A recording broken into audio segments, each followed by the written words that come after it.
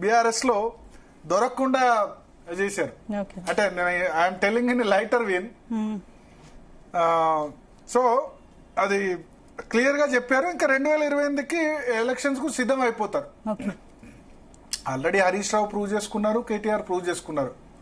కాకపోతే కేసీఆర్ మహావృక్షం కదా, కాబట్టి వాళ్ళు తక్కువ కనిపిస్తున్నారు. కానీ మిగతా పార్టీ లీడర్స్ అందరికి కూడా వాళ్ళిద్దరు క్యాపబిలిటీస్ పెద్దదే కదా.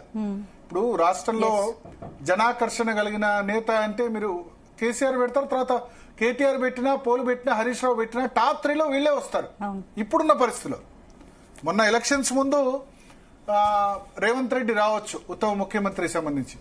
బట్ ఇప్పుడు ఆఫ్టర్ 1.5 year తర్వాత ఇప్పుడు మీరు ఉత్తమ ముఖ్యమంత్రి పోలింగ్ కనుక పెడితే ఇవాళ అన్ని పార్టీలు తీసుకోండి, అంటే బీజేపీలో బండి సంజయ్, తర్వాత కిషన్ రెడ్డి, అన్ని పార్టీ లీడర్స్ పెట్టుకుంటే టీఆర్ఎస్ నుంచి బీఆర్ఎస్ నుంచి వీళ్ళ ముగ్గురు పేర్లు పెట్టి, కాంగ్రెస్ లో రేవంత్, ఉత్తము, బట్టి, శ్రీధర్ బాబు వీళ్ళ పేర్లు పెట్టి, బీజేపీలో బండి సంజయ్, అరవింద్, కిషన్ రెడ్డి వీళ్ళందరి పేరు పెడితే ఖచ్చితంగా అంటే పబ్లిక్ లో కనుక సర్వే చేస్తే టాప్ 3లో మళ్ళీ వీళ్ళ ముగ్గురే ఉండే అవకాశం కూడా ఉంది.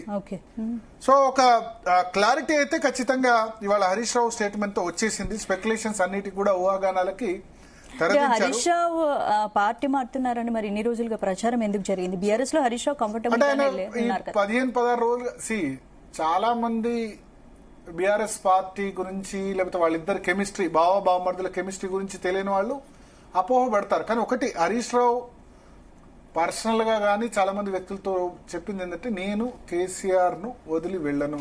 రకరకాల ఆయన అది మైండ్ లో ఫిక్స్ చేసుకున్నారు.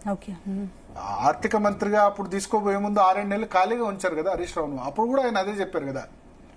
సో ఇద్దరు వ్యక్తుల మధ్య ఖచ్చితంగా విభేదాలు ఉంటాయి. కానీ అదేంది ఒక స్థాయి వరకే.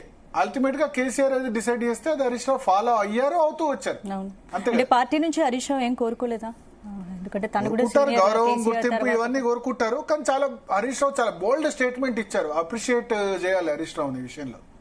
అంటే నేను కేటీఆర్ కు నాయకత్వం ఇచ్చినా సహకరిస్తాను. అది 90 సీట్లు వచ్చినప్పుడు హరీష్ రావు స్టేట్మెంట్ ఇచ్చారు.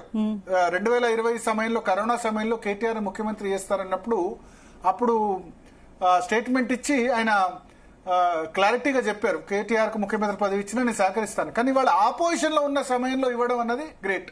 కేటీఆర్ నాయకత్వాన్ని నేను యాక్సెప్ట్ చేస్తానని చెప్పడం చాలా గ్రేట్. కేటీఆర్ కూడా అందుకు డిజర్వ్డే కదా. ఇప్పుడు ఆయనకంటే తక్కువ స్థాయి ఏం కదా కాదు కదా కేటీఆర్. ఇద్దరిది సమాన స్థాయి. అర్బన్ లో జిహెచ్ఎంసీ ఏరియాలో, హెచ్ఎండి ఏరియాలో చాలా అద్భుతమైన పాపులారిటీ ఉంది. ఆంధ్ర ఓటర్లో యాక్సెప్టబిలిటీ ఉంది. అడ్మినిస్ట్రేటివ్ కేపబిలిటీస్ కేటీఆర్ కు ఉన్నాయి. ఐటీ ఇండస్ట్రీస్ ఇవన్నీ ఉన్నాయి కదా. సో ఇద్దరు సమాన స్థాయిలే. ఒక విధంగా చెప్పాలంటే అర్జునుడు, ఆ తర్వాత మన కర్ణుడు, అట్లా కంపేర్ చేసుకోవచ్చు. సో మొత్తానికి ప్రతి బీఆర్ఎస్ కార్యకర్త ఇవాళ వాళ్ళకి పండగ లాంటి దినం. ఈ స్టేట్మెంట్ పట్టుకుని ఇంకా మనం ఏం రాసినా, మీడియా ఏం రాసినా, లేకపోతే అది రాసినా కార్యకర్తలు కానీ లేకపోతే బయట వాళ్ళు సామాన్య ప్రజలు కానీ కొంత నమ్మడానికి అవకాశం తక్కువ ఉంటుంది. ఒకసారి మనం మాట్లాడదాం. అనాలిసిస్ చేయబో ముందు శ్రీనివాస్ గౌడ్ గారు, మాజీ మంత్రి ఉన్నారు ప్రస్తుతం మనతో పాటు లైవ్ లో. శ్రీనివాస్ గౌడ్ గారు నమస్తే అండి. భరత్ గారు నమస్తే. ఇవాళ స్టేట్మెంట్ తో హ్యాపీయా?